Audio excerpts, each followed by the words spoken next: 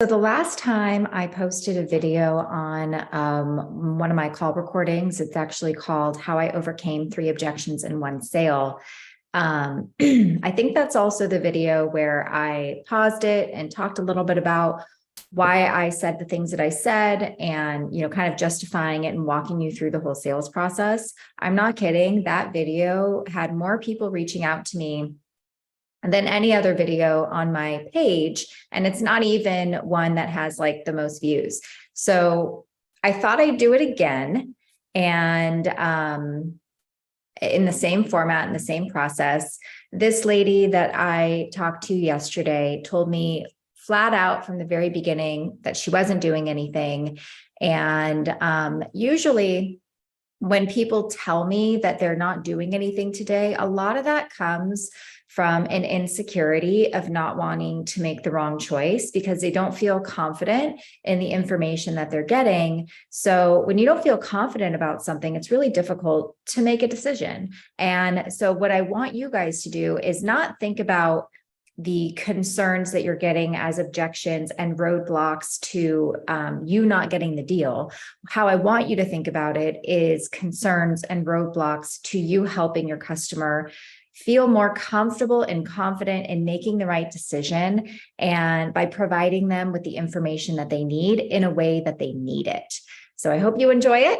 And as always, I love to hear from you. I love to hear what you think about it. Please put something in the comments to let me know. I reply to every single one.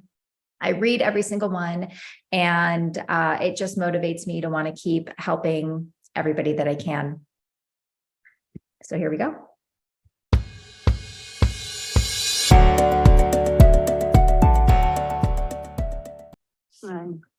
Again, my name is Dana, and I'm a licensed agent in California. I do have to just start by letting you know that our call may be monitored and recorded today, okay? Okay.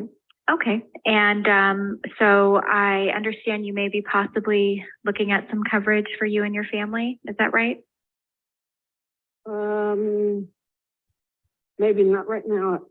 Not right now, but later, yes, I would be. Okay. And what do you mean, like later, like January later, or what later? What does later mean for you? Like maybe January, February. January, February. Okay. So, do you have any coverage right now? No, I don't. Nothing right now? Okay, no problem. So before today, just, were you already kind of out there shopping around and looking for a solution to put something in place? Yeah. Yeah, great. How long have you been looking? I've been looking, I guess, about since maybe November. Since November. So, well, we're just about the end of November. So about a month? Yep. Okay, nice. Yep. What have you found so far? Nothing. Really? Really looking just to check prices. Yeah. And A lot of and phone calls. So yeah. a lot of phone. Have you gotten as far as getting quotes? No, I haven't. You haven't. Okay, so it's So what I want you guys to notice here, and why I'm staying here for as long as I am, is it's very interesting to me. I'm very curious to want to understand why someone's been looking for a month, right? You always want to ask how long they've been looking and why she hasn't found anything, right? So how is it possible that someone's been looking for a month, they've been getting a lot of phone calls, but they haven't found anything? And so I want to ask, well, have you actually gotten any quotes, right?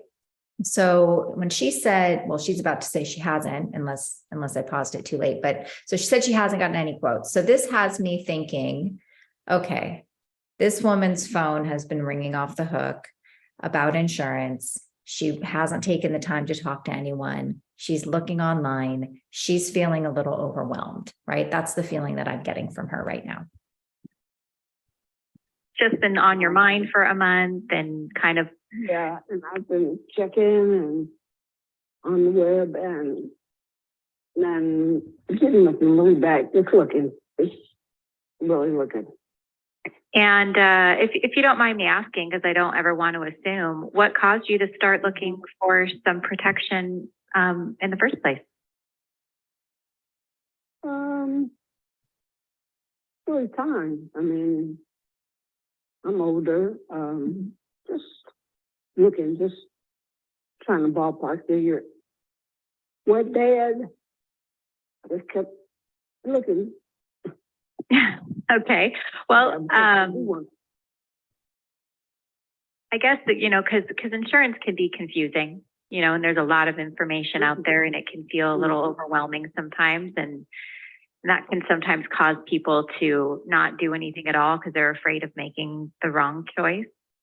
So it's really good to kind of figure out what exactly you need the policy to cover so we can help you identify what is the right solution for you. So, what expenses are you mostly concerned about your family having to pay for when you do pass? Okay, so a lot just happened there in a short amount of time. But what I want to make sure that you take from that last section was I have started, well, first of all, she said she's just been looking. So you always want to know, well, what caused you to start looking in the first place, as opposed to what sometimes I hear people say is, okay, well, we'll go through everything that I can offer you and you can let me know. Like, that's a mistake, right? You want to take the focus completely off of yourself and you want to put it 100% on the prospect, and you want to ask it in a genuine, curious way. Well, okay, but if you don't mind me asking, I don't want to assume, what prompted you to start looking for insurance in the first place? And she's still a little standoffish, right? I'm getting older, but I don't want to give you too much information.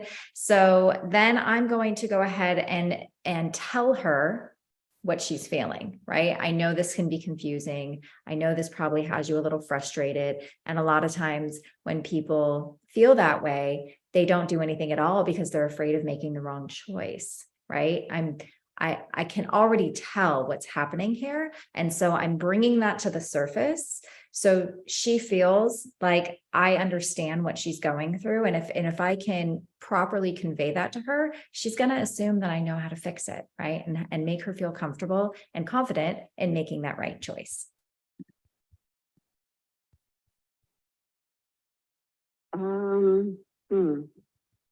Just leftover bills.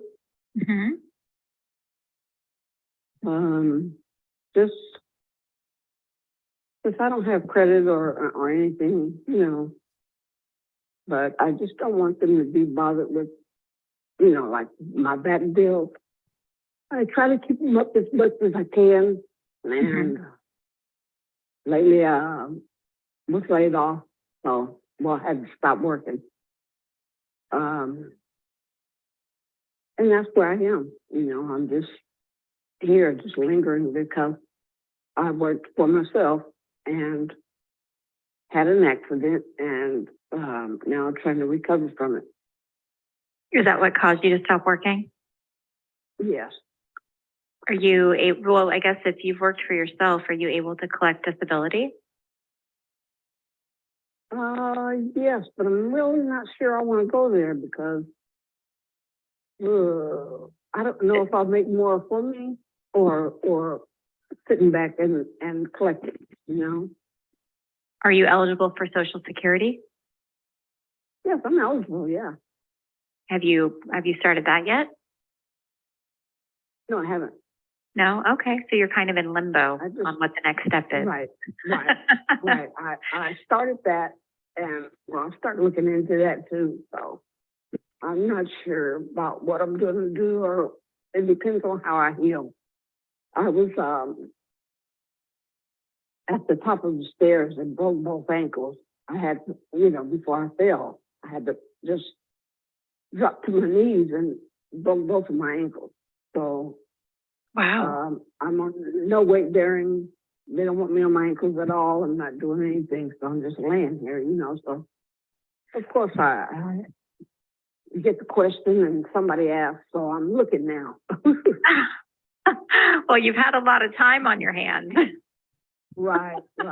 And I've got about maybe a couple of more months to go, Yeah, I hear you. Okay. Well, have you thought about paying like the expenses that involve?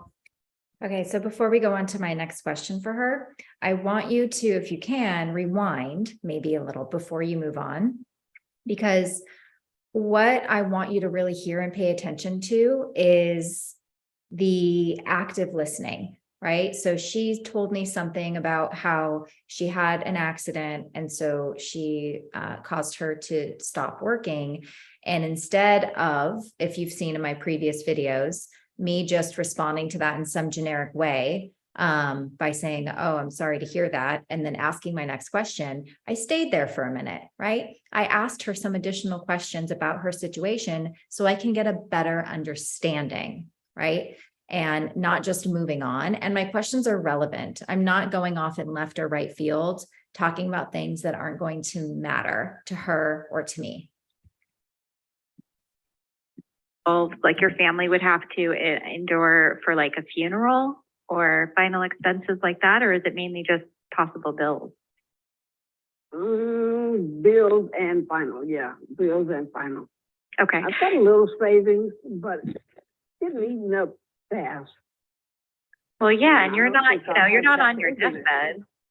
You probably Right. want to rely on that money for the next 20 Right. 20 years. Really, that was the plan. At least 10 of them, you know. So that's the Right. plan. That was the Okay. plan. So Um, All right, so that was really important there, because when someone has something in savings, that's a red flag for them to possibly want to rely on that savings to pay for the bills and the final expenses in her case. And so she kind of volunteered the fact that she doesn't want that money to go towards that, because with her not being able to work, she's going through that money fast. And then I just added on to it, like, well, I'm sure you probably need to live on that, you know, for the next 20 years. She said 10 years. That money is not, we can't rely on that money to be the plan B. So that right there is sort of squashed. We both kind of agreed that no, we cannot rely on the savings. have you thought about whether or not you would want to have a cremation or a burial? oh, after I'm out, I don't not really care. You know, I told my kids try not to spend this money. Just, you know, you're gonna have, this is the last thing I'll ever give you. Mm-hmm. So just please try to do something for yourself with it. You know, Sure. So Yeah, it some sounds of your like bills or something. You know, it sounds like Something good cremation all would went to probably them. be. Yeah, it sounds like Mhm. cremation would probably be the better option because burials Yeah, can I be quite wouldn't mind. expensive. Yeah, you know, I wouldn't mind. You know, if you guys decide to cremate that. They are like, oh, Mom, no, we're not going to put you to the fire. No, but come on. It's not me anyway. Okay. You know, my Okay. soul has left my body. Sure. So, So you've talked to them about please, that just before. right. So they're kind of like, oh, every time I bring it up, somebody will, you know, spaz out or something. We'll quit talking about it. You know, it's been this way for years. So there we are, another 5 years down the road, you know. not Right. talking Well, about it because not they're not spazzing uncommon. about it. Yeah. Right. So So what makes you think that your kids will be responsible for your bills when you pass? isn't that how it goes when you pass? Somebody, your kids have to pay what you left? Technically it's just a spouse. Your kids shouldn't be, unless they're like signers on any debt that you have. They can't legally go after your children for any debt. Like they don't have their social, they couldn't put them in collections. They can try to collect it, but if they haven't signed anything, then like what kind of bills are you talking about? Maybe like car notes, came to the point where I couldn't pay back rent or, you know. Well, if they, Anything if like they that, don't right? want to lose the place, right? Like, so it depends, right, on the bills. So, Right, right. yeah. So if, Right. like for a car, like if they didn't want to lose the car, or if they needed extra Right. time to clear up your stuff where you're staying and they needed to make a payment on the rent, like stuff like that. So, but like things like hospital bills or, credit card debt or line of credit or anything like that, they would not be responsible for paying those. Oh, I never knew that. Okay, well. So this is pretty important, good. you know, to talk about because you need to figure out how much coverage you actually need and what expenses would fall into their lap, because you may not need as much as you think, right? Which would make it a lot cheaper for you. A lot cheaper, because Yeah. for the last 10 years, 10 to 15 years, I really thought about it, you know, and tried to keep everything intact, you know, or up to date and paid. But I don't know what kind of expense they would put on them. All right, so let's stop here again. This was kind of a really important thing to also talk about with her. Because when she told me bills was the most important thing she was concerned about, and I'm the one that had to bring up the final expenses, is that also important to you too? I need to know what her definition of bills is to try to figure out how much coverage is appropriate to take care of both things, right? If you make the mistake of just focusing on your final expenses only, and you don't acknowledge or talk about what other things your client is concerned about.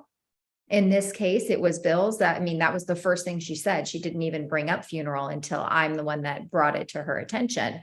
So in that case, you better be opening that up and having that discussion to talk about what is appropriate, because she is so confused, right? She doesn't have really people to talk to. And what you'll hear towards the end of this call is the people in her life and her family really think of insurance as like a taboo. You get something's bad's going to happen to you. So she really doesn't have anybody that she trusts to help guide her and make her feel good about this decision. So part of your job is not just explaining to somebody features and benefits and providing someone a low price for something, right? Especially if you're someone who's contracted with 10 different insurance carriers. It doesn't matter. It does not matter unless you can really go there with your customer and help them figure out what's appropriate. Because then it's not about the price, it's about clarity, and it's about trust, and it's about them feeling confident that you are going to help them protect their family in the way they need to be protected. I hope you really got an aha moment there and can start to understand why you have to be 10 steps beyond where your customer is at, and you have to know where you're going in this conversation. Let's keep going. I haven't had it put on me, and I haven't had to go through it. I was younger when my parents passed, you know, so my older people and my aunts and uncles pretty much took care of that.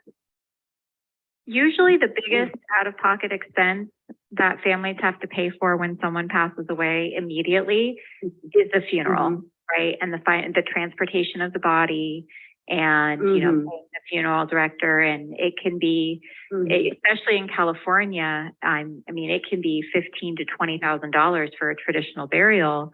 But if they decide to go cremation, it could be, $2,000 to $3,000. If they want to have a celebration of life, or so you may not need more than a conservative $5,000 policy. Are you there? Yes, I'm here.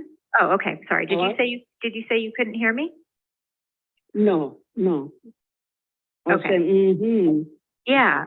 So, my recommendation would be to just look at something small so they don't have to go into their own pockets and, overpay for vital expenses, and just kind of know that that's there for them, whenever that time comes.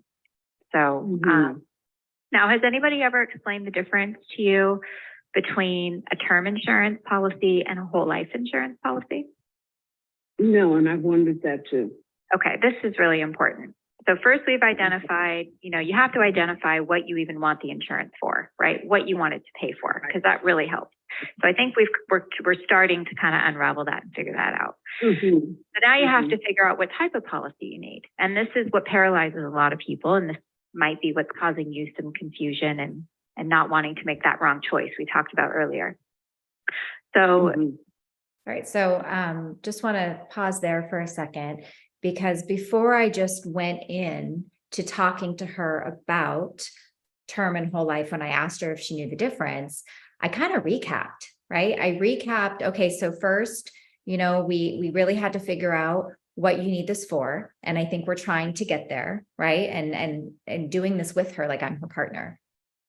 And now once we know what you need it for, now we have to figure out the type of policy. And that's another thing that can confuse people. And another thing that can make people not want to do anything because they don't understand it.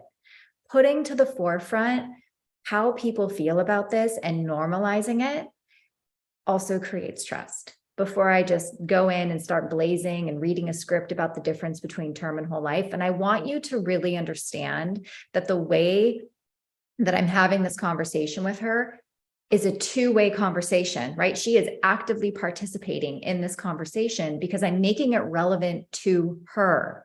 If you are stuck in generic script land and not having the know-it-all to be able to extract the information that you're getting from your customer and regurgitate it back to them in a way where the information you're delivering makes sense, then you're dead in the water. You have to make it relevant to your customer, and you have to explain to them like, hey, this is normal. People also feel this way, and I'm going to help you figure that out. And I got you, right? That's what we're trying to do here.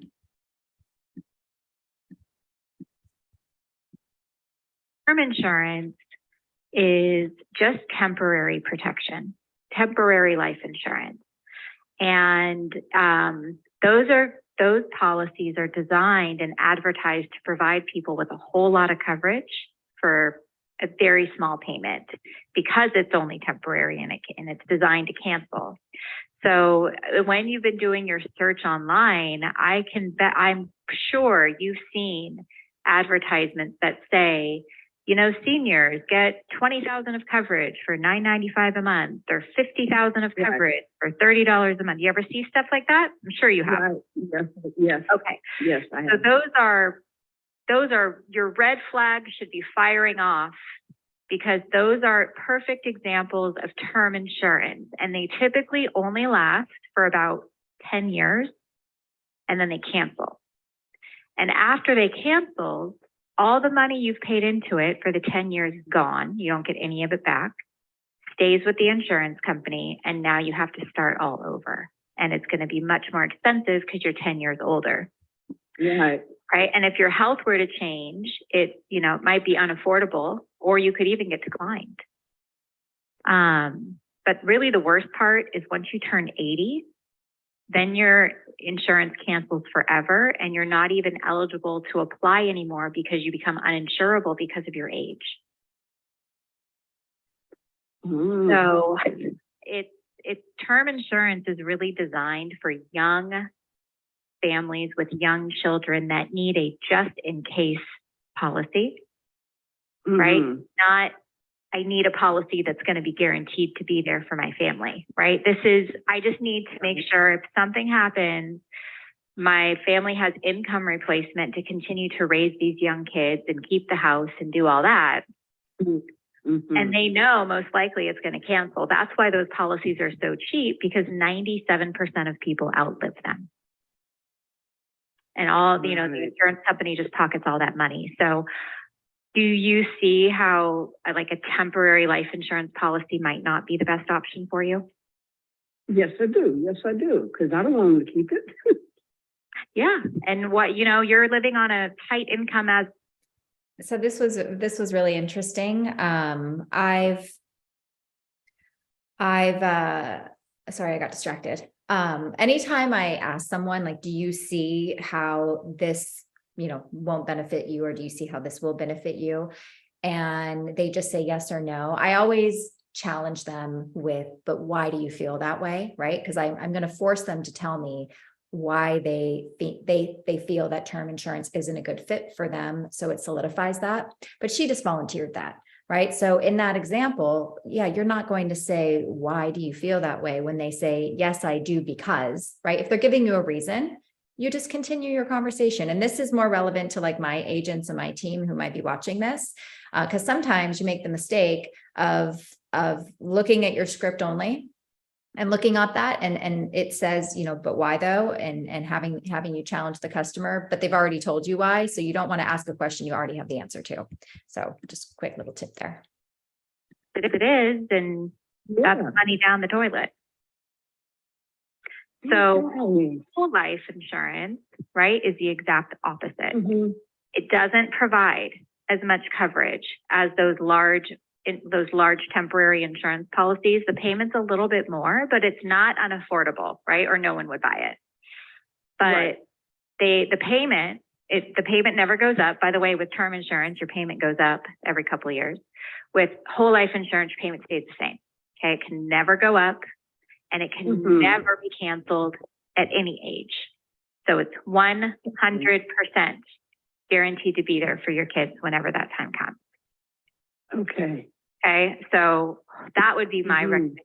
Like if you were my mom or my grandma, that would be the only one that I would talk to you about. Right. Okay. So those are going to be smaller policies, like 5,000, 10,000, 15,000, and the payment will be higher than term because you get what you pay for. Right? Right. Okay. So I think we've covered two really important things so far to help you be more confident in making a decision, right? You have to know what the insurance is going to go for, and you have to know what kind of insurance to get. Otherwise, someone's just going to try and sell you something really cheap and sell you a pipe dream for their benefit, and it's not going to do you or your family any good. Okay? Right. Okay. Okay. So now that you know that, then the last thing you have to kind of figure out is, well, where do I get it from? When I am ready, who do I choose? Right. Okay. So we did something I did something really important there. We identified that she wants whole life. And then what did I do? I recapped again, right? So here's what we've covered. So you can be confident in your decision. And now you have to decide who to get it with. And now at this point, I'm going to differentiate Lincoln Heritage, who I represent, versus a lot of the other carriers that are out there. And because I have spent the time with her to make her feel comfortable and educate her in a way that she understands, that she feels spoken with, not spoken to, she's there with me, right? And I'm still kind of dropping the rope with her, right? If you paid attention, what I just said was, now you have to figure out who you're going to do it with, right? I'm not saying you have to do it with me. You have to figure out who you're going to do it with. So when you're ready, you can make a confident choice. And when you say stuff like that, when you take the assumption that someone is going to do business with you today, and you continue to acknowledge the fact that they may not be ready, so that when you're ready to make the choice, there's no sales pressure, right? There's no sales pressure at all. And that will lower people's walls, and they'll tell you, exactly how they feel about something and where they're at about something. And it will ultimately make them feel like, okay, this is something that I'm ready to do. So I just want to point that out. And there are differences between insurance companies, but ironically, the differences in the insurance companies aren't necessarily in the price, because we're all regulated by the Department of Insurance. You think there's differences in price because you see those advertisements we just talked about, but it's not because the companies are different pricing. It's because one person's advertising you term and one person's advertising you whole life, and it gets confusing. So have you ever heard of Lincoln Heritage before? Lincoln Heritage Life Insurance? Yes, I have. You have? Okay, yes, great. I have. So that's who I represent. And they have something super, super unique. and it's called the Funeral Consumer Guardian Society. And it's a nonprofit organization that does two things. Number one, they make sure that your family gets paid right away within 24 to 48 hours. And number two, they take over when you pass away, and they price shop and negotiate funeral homes on your kids' behalf. So they make sure they're not overcharged or taken advantage of while they're grieving. It's powerful what they do. They saved just last year, they saved $18 million nationwide from families. So you do decide cremation is the best choice. I think that. Yeah, I'm going to need that too, that service, because my family, they're gonna be down for a while. You know, just because of the way they think about things. Yeah, it really is.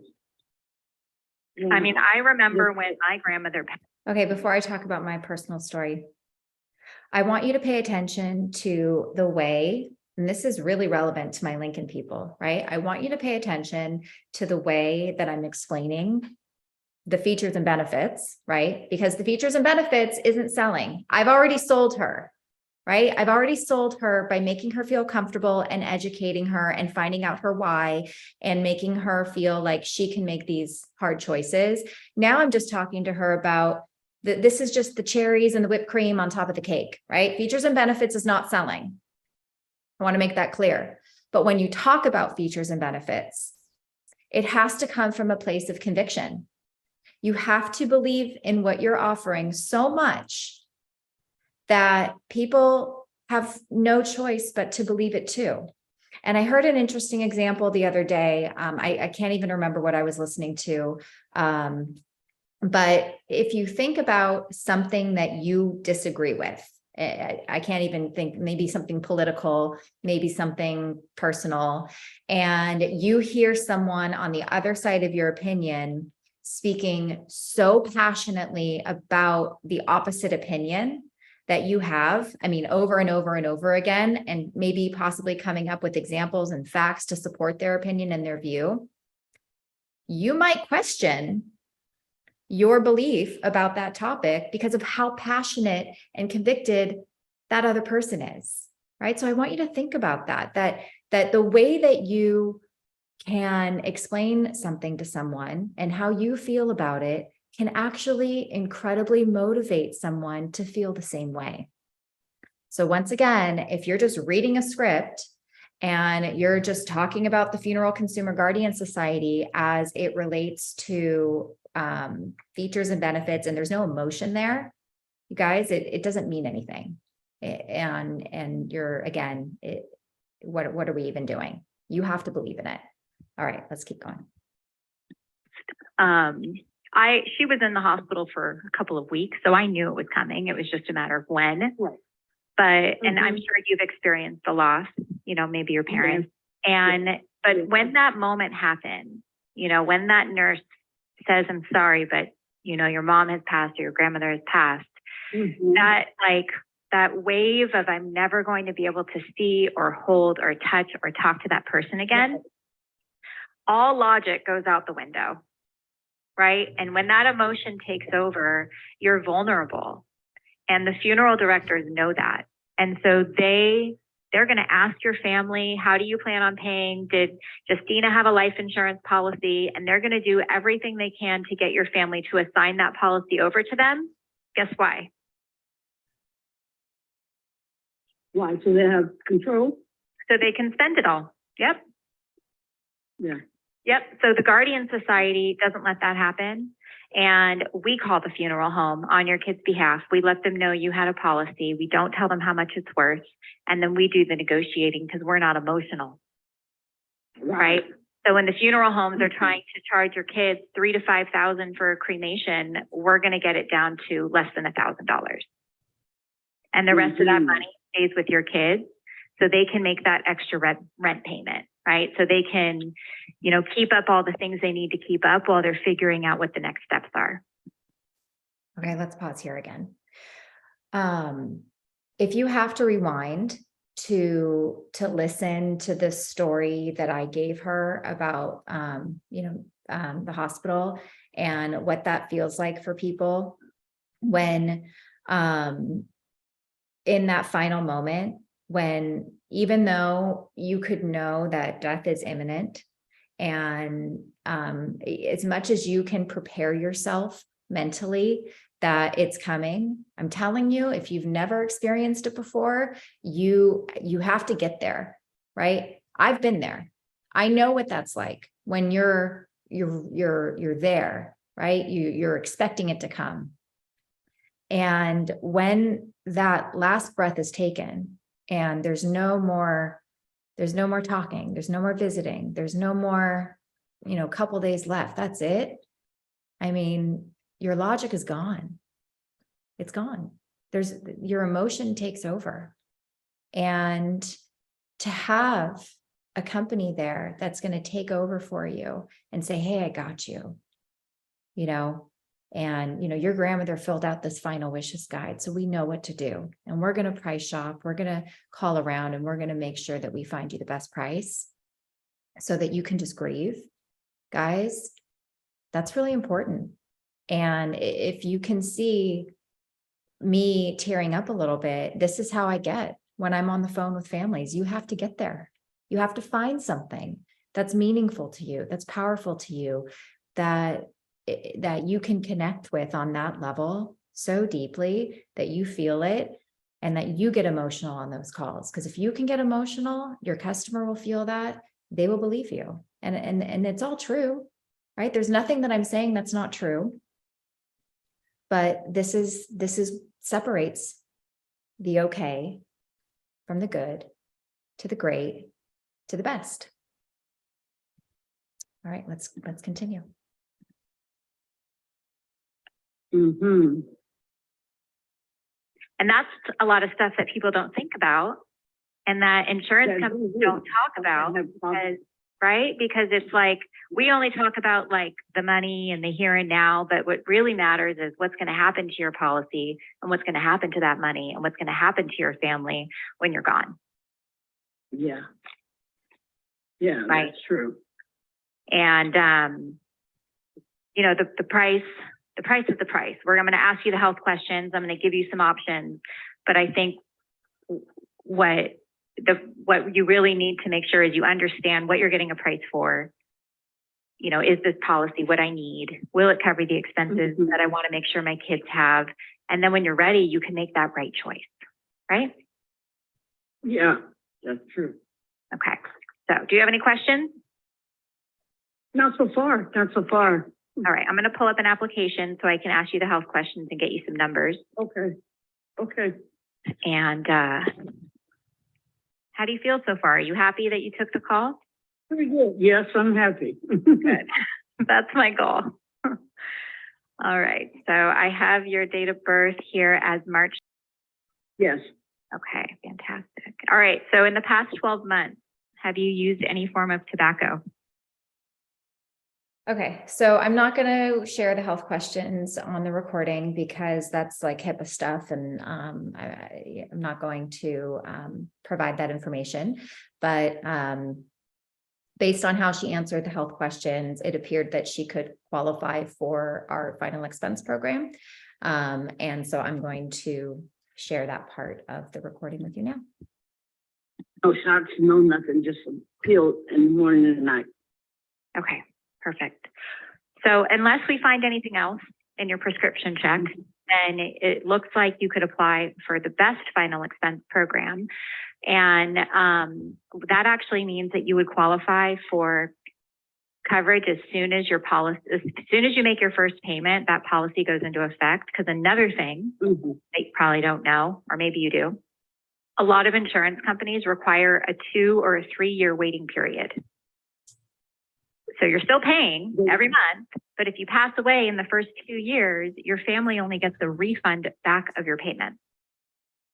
Oh. It also includes additional coverage if you do pass away from an accident. Okay, so if you pass away from an accident, let's pretend you got a $5,000 policy. If you pass away from an accident, your family would get the $5,000 no matter what, but they would also get an additional $25,000. If you pass away from a car accident, they'd get the full 5,000, but they'd also get an additional 50,000. Ooh, okay. Now, if you pass away from a common carrier, which is probably more rare, that's like a bus, a plane, a train, a taxi, an Uber, a boat, stuff like that. That's a common carrier. They would get $100,000 extra. We also pay $100,000 extra if you pass away from acts of war or terrorism. If you were to pass away more than 200 miles from your home, we would give them an additional $5,000 just to transport your body back home, plus the extra $5,000 to pay for all the expenses. So, do you have any questions about any of that? There's an expense for that? If you pass away more than 200 miles from your home, then it's really expensive to transport a deceased body. So we don't want them to use your insurance to pay for the transportation and have nothing left. Right. See all these things you never thought about? I never thought about in a million years. I've never thought about. All right. So the good news is that my recommendation, based on where you're at right now, I wouldn't consider more than a $5,000 policy until you got back on your feet and figured out, because you can always add on, right? You can always get more. You can go lower than 5,000, but this is, I think, a great policy for you based on what we talked about today, and that would be $39.80 a month. Okay, so I do want to pause here because another mistake a lot of you guys make is you ask questions like, how much were you thinking you want to have? Or like how much coverage did you want to look at? Or what is your budget? And silly questions like that because the customer does not know, right? The customer, for the most part, does not know what they need. And a lot of times they don't have realistic expectations for what they want, right? I hope you're getting this now, which is why we had to identify early on what she needs the insurance for in the first place, so that I can get to the end and make a good recommendation, right? I don't typically say, now I'm going to give you 3 options that I think are a good fit for you based on what we talked about today. Now that what I just said is actually verbatim in my script that I have for my team, but you have to remember, this is for my team. Your script is the foundation, right? I cannot script every single sales call. It's just impossible. But what I want you to understand is that yes, we typically want to give clients options, but you should know your clients so well that by the end, you're like, this is the one that makes sense. And here's why, right? And there really isn't any other need to look at other things. I mean, we can just for chits and giggles, right? Just so you know, but this is what I recommend. And you'll find that most of the time they will lean into your recommendation because you're the expert, you're the authority, you've listened, you understand, you've educated, right? They're with you. Why wouldn't they believe what recommendation that you have? I'm only looking out for their best interest. Okay. Now you can go high, you can go as high as 35,000, but obviously the more you get, the more it costs. And right. we're not trying to go broke making insurance payments. Right. Do you want some other options just to have them? Yes. Yeah, do you want to go lower or do you want to go higher? I'd like to go higher. Higher? Yeah. Okay. So I can do like a 10,000 and a 15,000. And then we can kind of see what that feels like and kind of decide if you want me to keep going or if you want something in between. Yeah, let's try those. Okay, so a 10,000 would be 7160. And a 15,000 would be 103.40. And it usually, as soon as I start getting over $100, that has people start to feel a little uncomfortable. Right. I'm feeling it. So I want to point something out to you because how I present options to people is a little bit different than what I've seen online and sales in general. On one YouTube video I was watching the other day, I listened to someone say, you want to start high, right? You want to go for the gasp was actually what I heard. So you want to start really high. You want to give them sticker shock so that when you start going lower, it doesn't feel as big as what your first big number was, right? In theory, that makes sense. And it actually would make sense if I was talking to a business owner, if I was selling leads, or if I was selling something to someone that actually has a significant income. In my opinion, in my strong opinion, you cannot do that when selling final expense, because it's not about selling large policies, right? It's about selling the policy that makes sense for your customer and about doing something that's going to feel comfortable for them on a monthly basis. Because who cares how big your policy premium size is if they can't afford it and it's just going to cancel in 3 months, right? Persistency, the percentage of business that stays on the books in 12 months is everything. It is everything in this business. It will make or break you. So I do not start high, go for the gasp, and start going lower. I give excellent recommendations to people based on what is affordable, based on what is going to cover their needs. And then guess what? I'm going to check in with them 30 days after the policy starts to make sure they got their policy in the mail and they filled out their FCGS paperwork. Then I'm going to call them in 6 months and I'm going to check in again and ask for referrals. By the way, I'm also going to ask for referrals at the end of this call as well as in 30 days. And then I'm going to call them again in a year. And I'm going to say, hey, how's this payment feeling? Do you feel like you could increase a little bit? Maybe possibly talk about inflation or other things. But my goal in this call is to put her in a better position than she was before we started. Okay. I want you to hear that. I need you to put your clients in a better position than they were before they got on the phone with you. And you might be thinking 5,000 isn't going to be anything, but guess what? It's better than zero. Because what did she have before she started with me? Zero. And yes, she hasn't said yes yet, but obviously she said yes, or this call wouldn't be a learning opportunity. So let's continue. Feeling a little uncomfortable. Yeah. So, yeah, and we can do anything in between any of those. So we're basically right now at 39, 71, and 103, and anything in between. Okay.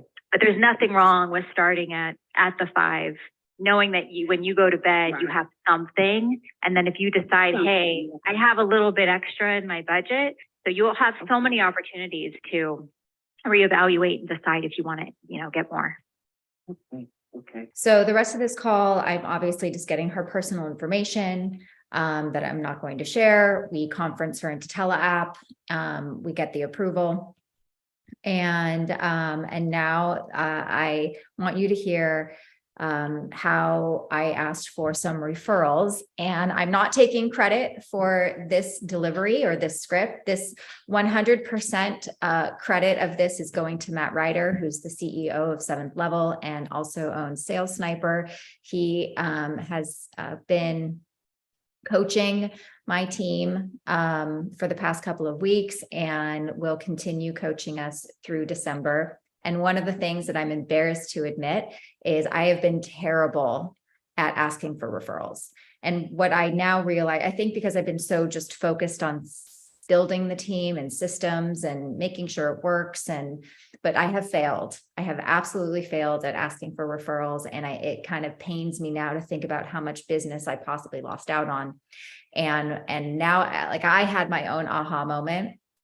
I now understand why, like, the people that are doing so much business, because I'm trying to figure out, like, how could they possibly do that with these leads and the conversion rates and the answer rate? Like, it's referrals, guys. It's referrals.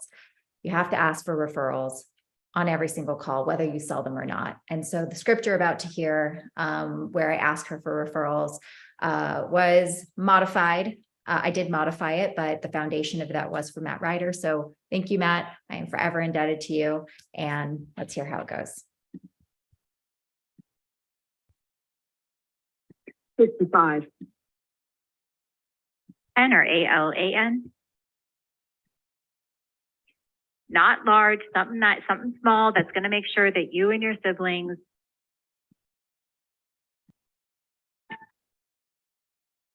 Yes, yes. History check at this time. Disease. This medication. And will you be able to, Easy as possible. Other questions you could have for me today? first things first, did you check your phone for my text? No. Can you? Okay.